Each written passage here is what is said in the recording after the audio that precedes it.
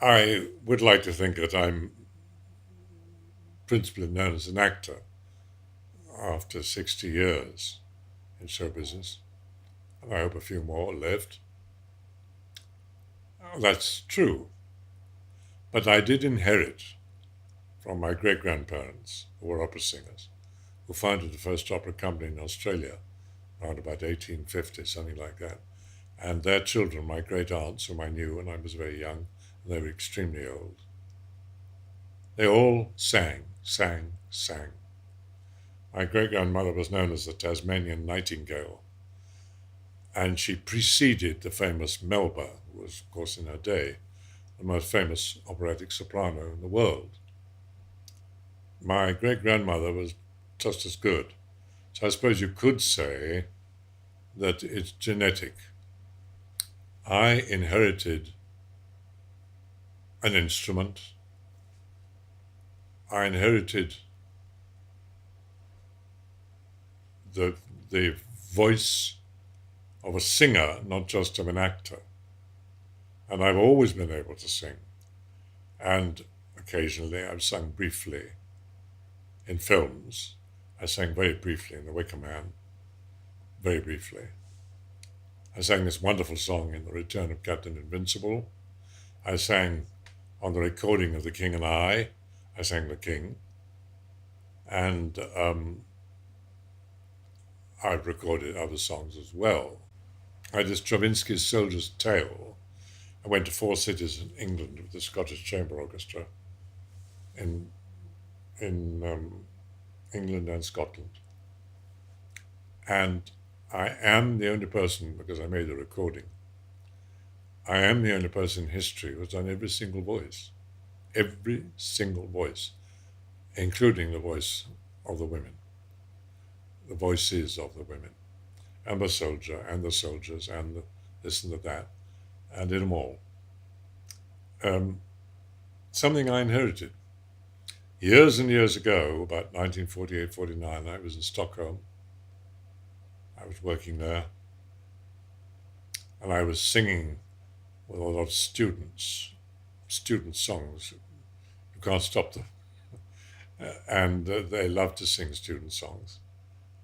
Certainly after a few libations they do. And I joined in and I was singing away like mad without thinking about what I sounded like. And a little guy came up to me. I recognized him at once. He said to me, "What are you doing about your voice?" And I said, "Well, I'm trying to learn to be an actor. I'd only been an actor for 2 or 3 years." He said, "Oh, no, no, no, no, no, no." He said, "You don't want to waste your time being an actor." He said, "You've got a voice. You have the instrument. You have the sound. You should be a singer. Come to the Stockholm Opera House tomorrow morning at 11 o'clock, stand on the stage and sing."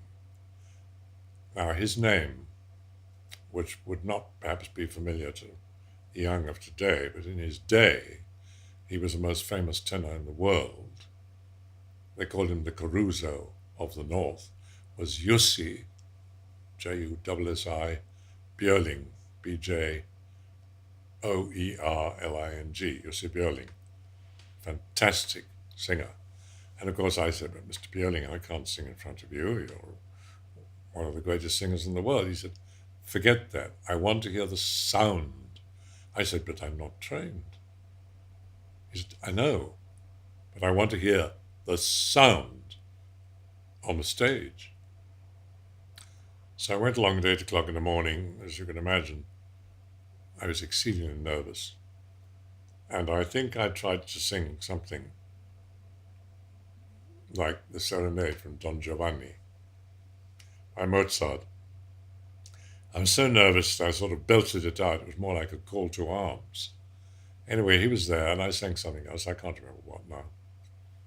And the upshot of it was that he and the head of the opera said to me, "You have a voice. Now, if you can keep yourself, if you can pay for your food and board and lodging and everything in Stockholm, we will take you and we'll train you. And one day, because we know it'll happen, you'll be a top singer." Well, I didn't have the money to live in Stockholm. So it was a great dream of mine, and I never became a singer, and I greatly regretted it because I was given this gift. However, there's no question about it. If I had become an opera singer, I would have probably stopped singing about 20 years ago. Couldn't have gone on. So I'm still acting, and I've just made this album. So it's never too late. I'm still acting in films, and I'm still using my voice, and I mean, for documentaries and things like that, and I am singing